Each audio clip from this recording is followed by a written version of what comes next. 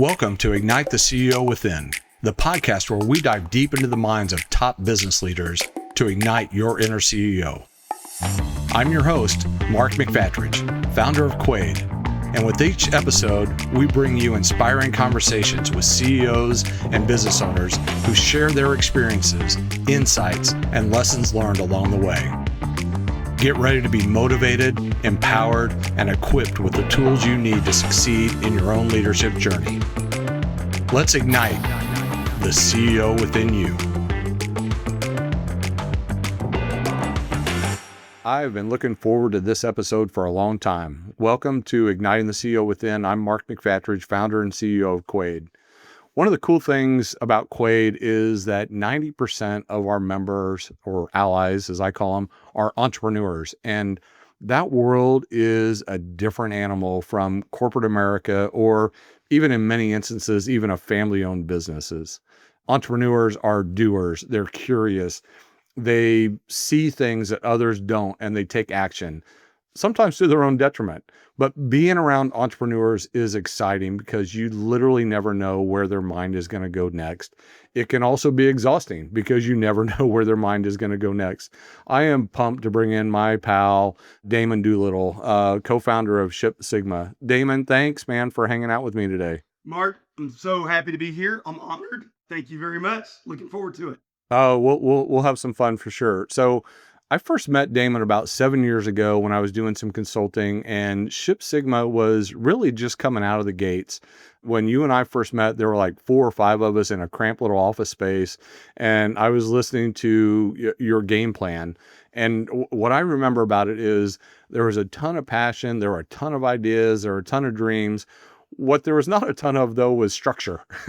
and it was literally one of those meetings where I walked away, I'm like, my God, I am so fired up and I am exhausted all at the same time. And it's been really cool for me over the past 6 or 7 years to kind of watch what Ship Sigma has become. And I'm really pumped to have you share some of your learnings from when you guys launched this rocket ship. But Deyman, before we do that, one of the things that you and I have got to talk about, because nobody else that runs in our circles has any idea, is we discovered our mutual love for red dirt or Texas country. And whenever we start talking about groups, people are like dazed. They're like, who are you talking about? And we throw out, the Turnpike Troubadours and Pat Green and Robert Earl Keen and those folks. So tell me, who are you listening to today? Or do you just keep going back to the classics? Yeah, I go a lot back to the classics, but a couple of the new guys that I really love today, a guy named Gavin Adcock, just absolutely incredible. Absolutely incredible. I'm listening to a ton of Whiskey Myers right now, but obviously I love all the classics as well. Yeah, that's awesome. Deb and I saw Whiskey Myers out at Red Rocks last summer. Oh my gosh, I'm so jealous. It was awesome. It first of all, it's the best venue I've ever been to in my entire life, but the music was just killer and all that kind of stuff. So thanks for scratching my red dirt itch. But so now go back and do tell us your story. I do want to get into Ship Sigma story, but I want the Deyman Doolittle story. Like, tell us about growing up and what led you ultimately to get to Ship Sigma. All right, well, I'll try and give as condensed as a version as I can, but one thing I do know is that I had a very unusual upbringing. I say fortunate. I grew up kind of in the film industry. So my mom and my dad were stunt people, which means that I never saw them ever work a normal job. It's very patchy work. And when they did work, I might not have saw them for a month, and then they'd come back and I'd see them for, 6 months. And so it was just interesting living in that environment to where that they were always around and we were always doing different things. And then work was work though. When they worked, it was, 20 hours a day, for a month or so. And we moved around quite a bit because of that. Grew up in Hollywood, and then, my dad got a job as a stunt producer out at Universal Studios in Orlando. So we moved out to Orlando. That meant I was homeschooled, which is different, and they wanted me to have a normal social life, which can sometimes be hard when you're homeschooled. So both my mom and my dad were also obviously athletic and had been in a lot of athletics. My dad was like an All-American and, set the bar real high. So they thrust my sisters and I into a ton of sports. I mean, that was our socialization. So we had this interesting, traveling and outside of like kind of the normal establishment and what I think most kids get to see from their parents having a 9 to 5. And then we were homeschooled. So it was just a kind of a different perspective on socialization, if you will, and building friends and that kind of things. And of course, when we started getting serious into sports, they wanted us to get into high school so colleges could take a look at us and that kind of thing. So I didn't get into normal school until, non-homeschooled until I was in high school. So that's kind of a different way of growing up a little bit. Yeah. What lessons did you take from that as you move forward? Because I always joke that if Deb and I would have homeschooled our kids, we would have tapped out about first grade and wouldn't have been able to taught them anything else. Oh yeah, yeah. Well, I couldn't do it. I mean, I've done a whole lot of homework with my daughters and my son, and I don't really have the patience to homeschool. So my mom was a saint, and it's certainly not for everybody. But luckily, I think there's a lot of homeschool groups too, where that you can do things like that.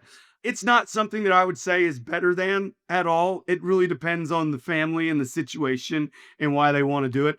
I could see how that's an advantage for some folks. It definitely wasn't for my wife and I, but I can also see the advantages that it gave me. I mean, it was I came into ninth grade with like a 12th grade education because you were able to be, so focused on that. Now, the trick is I stayed at the 12th grade education for 4 more years because I didn't let teachers know where I was at. So it allowed me to kind of slide it a little bit in high school.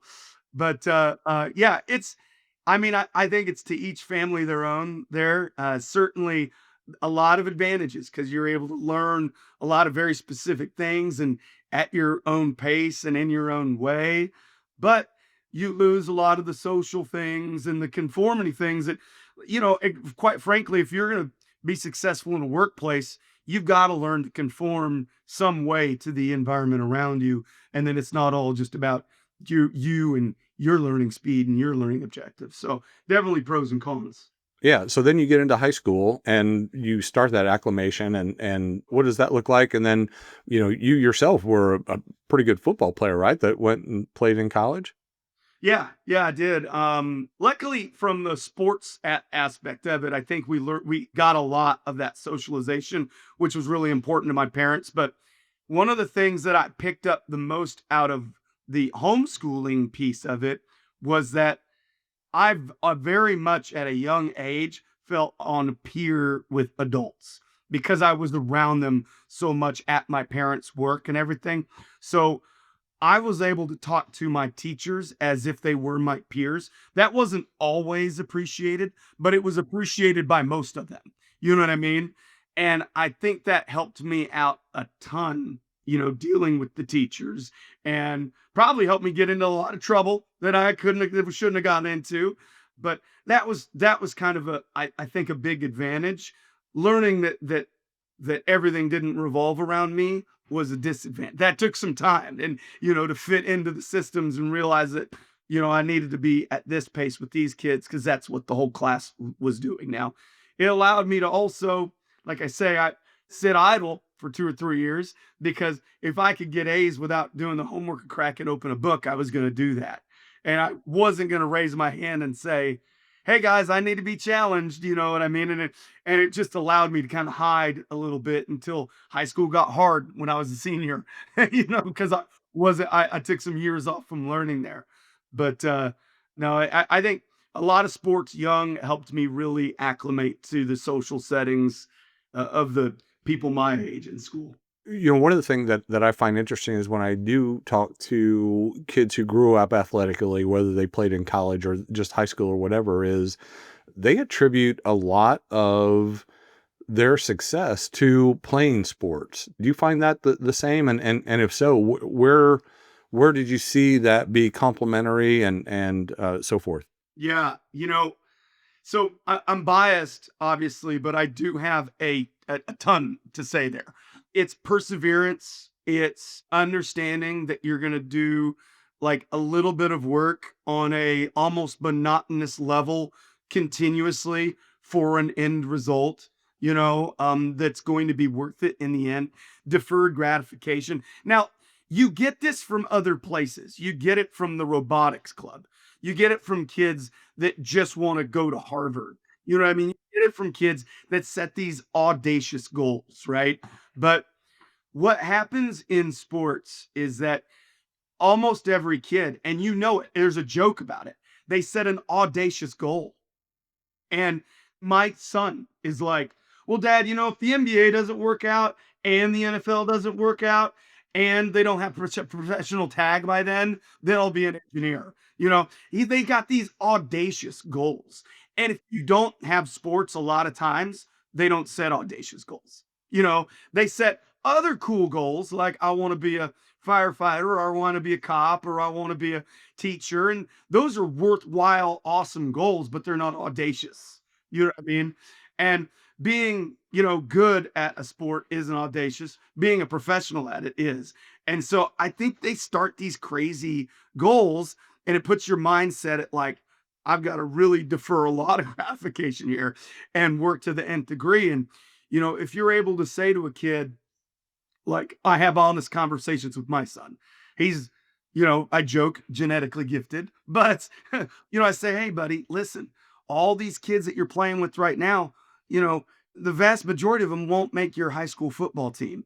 And then if you take all the kids that are playing against all those high school football teams, the vast majority of them are not going to play in college. And then if you take the vast majority of the kids that are playing college against one another, a very tiny percentage of them are going to play pros. So the odds are extremely slim, and it's going to take genetically gifted people with crazy work ethic. So I don't know if you're genetically gifted yet, but you better start with the crazy hard work ethic too if you want to reach that level. And there's all kinds of parents having those conversations all over with athletes. Now, double-edged sword, right? Because we know that's going to lead to failure for 99.9% of them. But the things that you pick up from that, they are a trade-off into the work environment. The deferred gratification, the teamwork, the sacrifice. Athletes don't clock out ever, but most employees do. But the employees that were athletes, they don't hardly see anything from a 9 to 5. You know what I mean? It's that's like one of the biggest differences ever. They don't see failure as a bad thing. They hate it. They hate it, but they understand they're going to fail half the time. And that's important. And they're used to being held to standards where that you win and you lose. And too often when we go to work, we don't win or lose, or we're put into situations to where that it's hard to tell if I'm winning or losing. Athletes need to be in a position where they know that they're winning and losing, and they love to be in a position where they can win. And so they love to be in an environment that holds them accountable and has high goals. And I'm not saying you don't find that in other parts of life, but in athletes that took their sports seriously, you find it in bushes. So I said I have a lot to say about it, and I do, but that's kind of the big picture. Yeah, I love that. I want to go back. The one thing that you said that I either haven't heard or hadn't really thought about is that audacious goals piece. And I started reflecting back on me, and I had some baseball skills growing up, and I remember being a freshman in high school, and it was like the first week or whatever, and we were in some English class, and somebody was we were interviewing each other and telling our goals and whatever. And I mean, matter of factly, I said I'm going to play in Major League Baseball, right? And she looked at me like, "Nuh, like, are you serious?" I'm like, I'm damn serious. And, then I realized I didn't have talent and couldn't hit a curveball. But, other than that, I was there, but I hadn't thought of that. And I think that's a really amazing observation. I had not thought about the audacious goals piece. You've got to have them. They are so important to me. You read about them in different books, the BHAG, that thing out there, but you've got to have it. I was reading a book, I believe 10x is easier than 2x here recently. And one of the bigger premises of that book is that you set some crazy outside goal and you have to focus your efforts in such a way for it even to be possibly attainable. So that once you do that and you focused your efforts in that way, success is a given. You may not hit the BHAG, but success is a given, and that's every little kid that thinks they're going to play in major leagues. As long as they understand the odds, you know what I mean? If somebody talks to you about it, they say, here's what it takes, and you go, I still want to try to achieve that, man, that's what it takes. We'll dive back into the conversation in just a moment. But first, a quick word from one of our strategic partners, Ice Miller. For more than a century, Ice Miller has helped clients navigate the full range of legal and business issues they face.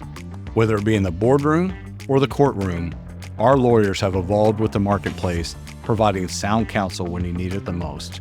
Though our Midwest roots run deep, we serve clients from coast to coast and bring to bear international capabilities and insights. As a cohesive team, Ice Miller stands ready to provide cutting-edge legal solutions tailored to you. Learn more at icemiller.com.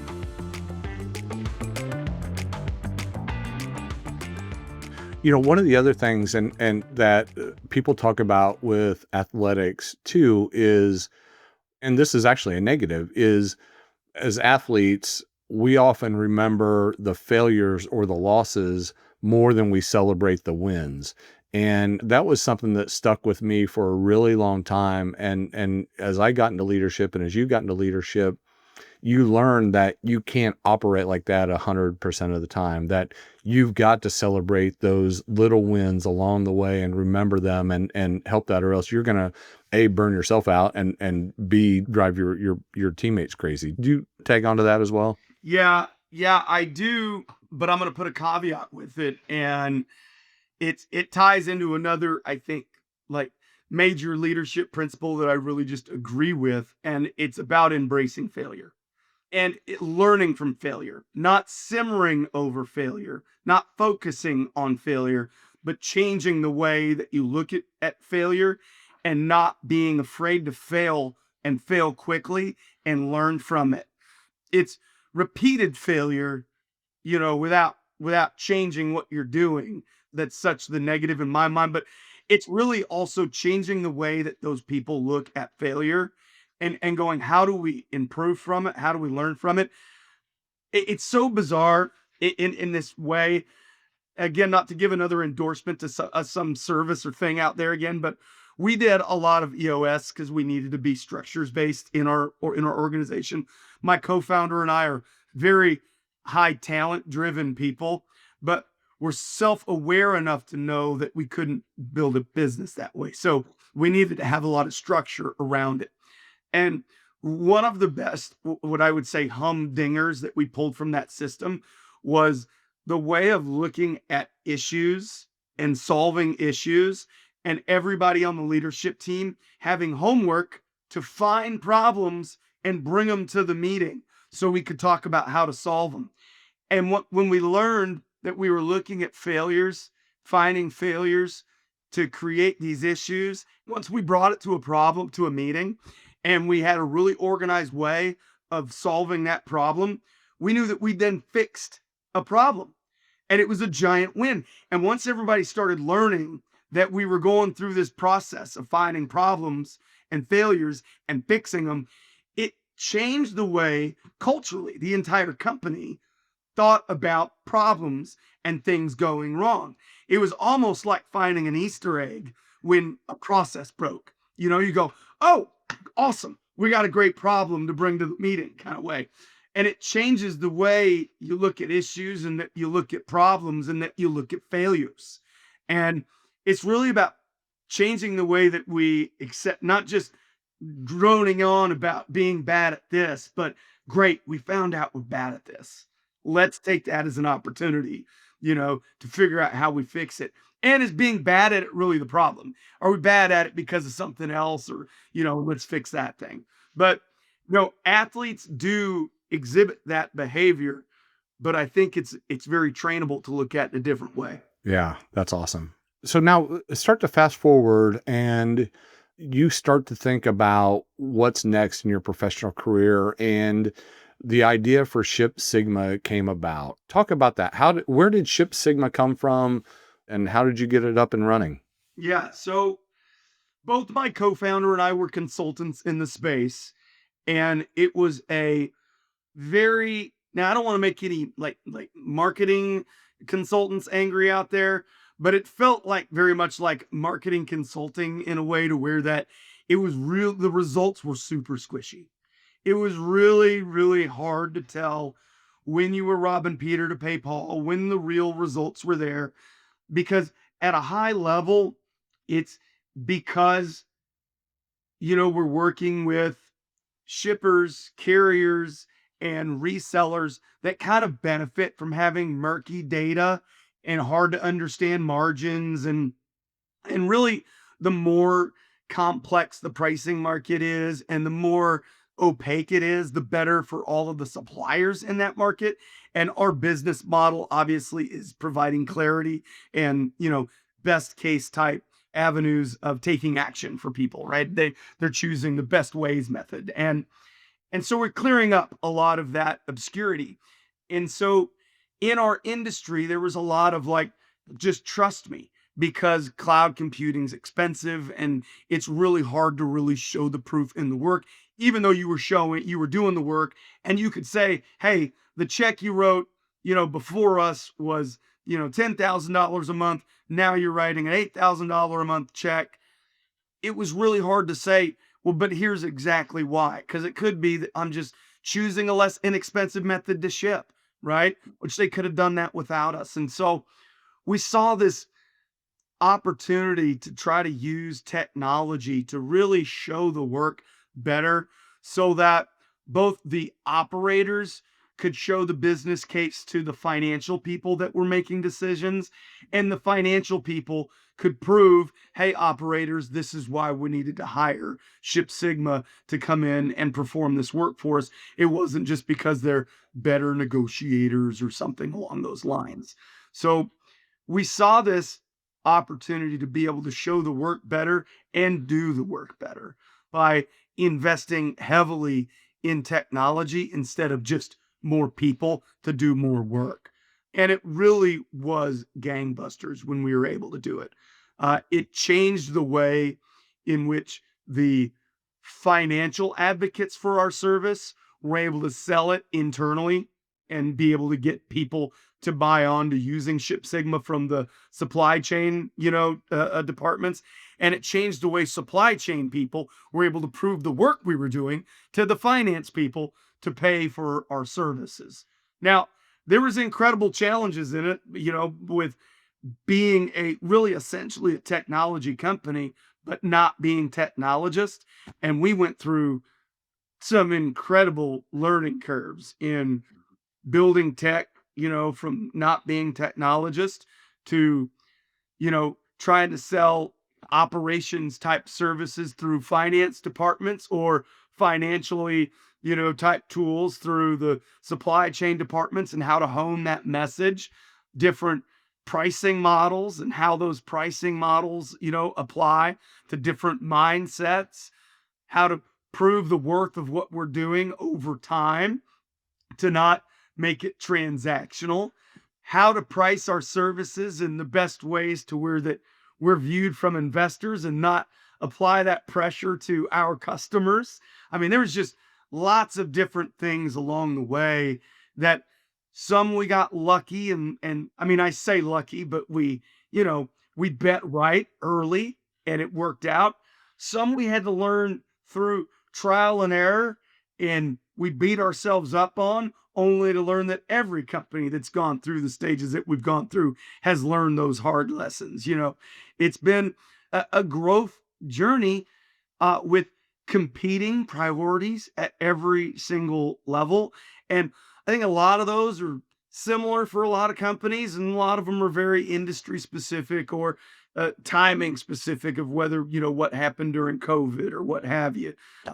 But it's a journey that takes a constant yearning to learn and be better and the ability and flexibility to adapt consistently. Yeah, that's great. Thanks for filling that in. When did you know you had something special? we knew we had something special when people actually started paying our invoices. And I thought, is this real? No, there was this time when we were, burning through our personal finances, and we had people that were buying from us, but because of the way that we invoice, it takes, 6 to 7 months for them to actually be invoiced and then pay. We thought we had built a better mousetrap. We really did. We weren't sure if people were going to see it the way that we saw it. It looked like people were. And I was explaining where we were financially to my wife. And we had spent every dime that we had in our retirement accounts, albeit the last maybe $30,000. And we really needed to remortgage our home to come up with the next piece. But I needed to explain to my wife where we were in the business, how long it could potentially be before we actually were able to, invoice a customer and have a customer pay us, and what that was going to do to our mortgage payments, and whether or not, we'd be able to pay those mortgage payments, and the timing of that. And I explained where we were to her. And she's smart. She's got a finance degree, but she'd been a stay-at-home mom for a long time because of my previous career. And she said, "So that's all you got to do?" And I said, "Yeah, that's all we got to do." And she said, "Are you going to do it?" And I said, "I'm like 99% certain that's going to happen." And she said, "Mortgage the house." And I almost tear up right now thinking about it. But right then I knew we had something really special. And we did. That's freaking awesome. I was going to go a different way, but I want to stay on that topic just a little bit. Like when you're in I'm going to say a leadership role first and foremost, but it's even more different and more challenging when you're in a rapidly growing company. This notion of work-life balance, right? Which I contend that there is no such thing, that it's really work-life integration. And you just shed a little bit of light on that, but it's a constant battle. And there are strains that are placed on your family, and you're a father and you're a husband and all this kind of stuff. How did you deal with that? I mean, you just gave a great example. If you sat down, you had a great conversation. Sometimes that's not always possible, and sometimes you neglect that. But how have you dealt with that over your entire career of this work-life integration and making sure that everybody knows what's going on, and you're doing this out of love, and it's going to make us better off in the long run, even though in the short run we're going to fail a couple times and all that. So I would love your thought on that work-life integration piece. Yeah. So, I agree 100%. There is and I won't say it's a dividing line, but there is a line somewhere between people that clock in and people that don't. You know what I mean? Some of it's just cultural, the way that you were raised and what you saw your mom and dad do, kind of thing, and it's learned. But a lot of it's hardwired in just the way some people are. But for those people that don't clock in and clock out, regardless of whether they have hours that they technically do or don't, and we all know those folks, we want those folks. Those are the people that I want on my boat. There is work-life integration, is what you have to do. And I try and think of mine the same way that I think of my employees. Now, there's a caveat, because I'm creating wealth through the value of my business instead of a paycheck, and they are creating wealth through the paycheck I provide. And so I'm incredibly cognizant of the difference there, because there is a big difference. But nonetheless, a lot of the principles are the same way. And they're part of our core values, like commitment to winning and being resourceful and all those types of things. Meaning that I need to take a call at 9 o'clock, or I need to do something on the weekend. But I also do need to know that I can take my kid, I can go to any sports game that I'm in town for, and still feel comfortable taking a work meeting in the car and saying, "Hey guys, I'm at a soccer tournament. I know it's Tuesday. I didn't plan to have this soccer tournament on Tuesdays, but I got this meeting in my car. because, and feeling okay doing that and saying that. I think one thing that a lot of people don't expect, but if you think about how you feel about somebody telling you, hey man, I'm at my kid's soccer game, but I've got 20 minutes for you. I'm honored that he took my call at his kid's soccer game or, whatever. And I respect that, hey, it might be Thursday at 2 p.m. You're at a dentist appointment with your kids, like I respect that people value their family that way. People respect that I value mine the same way. You have to give yourself permission. In a way, you have to give yourself permission to believe that people respect the way that I value my family. So I don't feel guilty about integrating them into my busy life at all, at all. And they understand that daddy lives a life that allows a lot of flexibility, but also means that I might need to take a meeting while we're on a family vacation. Guess what? We're going to take more family vacations than most families do. Even when I was, regardless of income, we're going to take more. But I might have to work on some of those.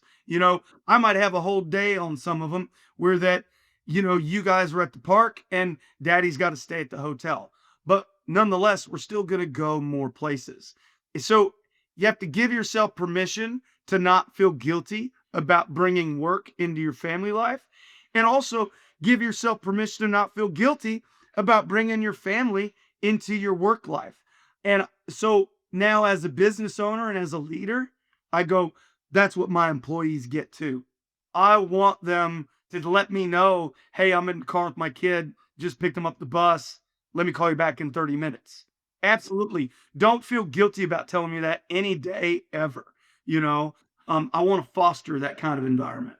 Yeah, I love that. All that, plays into, what I've said over and over and over and over again, that this role that we've elected to take on is one of the hardest roles that exists, right? Because of all those things of always being on, always thinking about one more call, or I need to take this call, or if I do this, it's going to be better for, not only my family, but my employees' family and my supplier's family and my whatever family and all this kind of stuff. And, a 9 to 5 person doesn't have to worry about that. And so those are great trade-offs, right? And we all can make those trade-offs and decisions, but it's what makes this role that we've signed up for so demanding and so challenging and so underappreciated at times.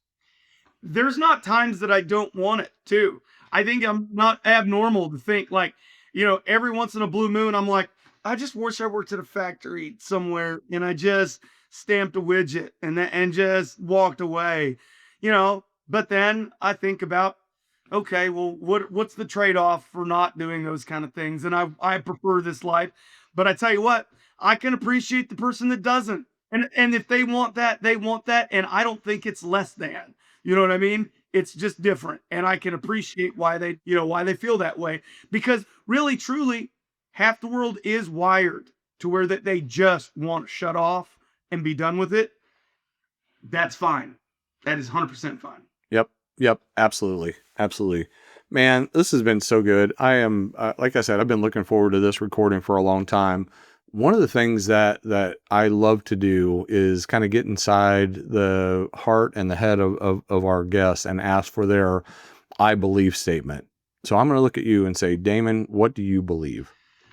I believe that every single one of us is capable of far more than we would ever believe if we could just deal with our competing priorities. And that what successful people do that makes them a little bit different is they don't have so many competing priorities about the things they really want to achieve. We can want hundreds of things and be okay at 10 or 15 of them. But if you want 3 or 4 things a lot, it's really easy to design your life to go get those 3 or 4 things, and they can be big. I love it. Yeah, I mean, that's you just talked about 10x is greater than 2x again. I mean, that's it, right? narrowing that focus and going after what it is that is truly important and what truly makes you happy and help you achieve your success. Whereas if you spread yourself too thin, you're going to half-ass everything and not achieve any of it. So Yeah. There was a book that was given to me when I first got into sales, and I was super, super lucky it was given to me. And it was, no, it wasn't a book. It was an audio tape. And I believe it was a Nightingale tape about the greatest secret. And there's parts of it that are a little corny, but the message was incredible. It touched me so much, I kid you not, that I went home from college and I made my parents listen to it. And it's about focusing on goals and intent. And not everybody's ready to hear that message when they were 22. I happen to be, but it's very similar thought philosophy to the 10x versus 2x as well. Sorry to ramble with you, Mark. no, I love it. I love it. Thank you, man. I am so appreciative to get to hang out with you and to have been able to ride sidecar and in some of this journey that you've had over the last 6 or 7 years. And just so thankful for you being an amazing ally within your Quaid circle. I just want you to know, I really appreciate you. Mark, I appreciate you and Quaid as well. It's been a tremendous journey. I'm glad that you've been along for the ride as well. You've been a part of it. And I'm honored to have been a guest on the show. Dude, that's awesome. Well, y'all, this has been so fun for me. Again, we found another path to the entrepreneurial seat. For me, it just continues to confirm that there is no one way to get there, whether it's becoming entrepreneurial or a CEO or a business owner or whatever. They all come from all different walks of life with all different types of backgrounds. And if that's something you want, you can achieve it from wherever you are today. And that's the point of this whole podcast and one of the things that I love about doing it. So I hope this episode reached you at some level. Maybe it's even enough for you to go out and search Red Dirt Texas Country on Spotify and help you find some great music that you've never heard before. But if it did, please listen to some of our other episodes. They're really amazing and fun and all that. And subscribe to hear our new ones coming up. So until next time, I'm Mark McFatridge. We'll see you soon.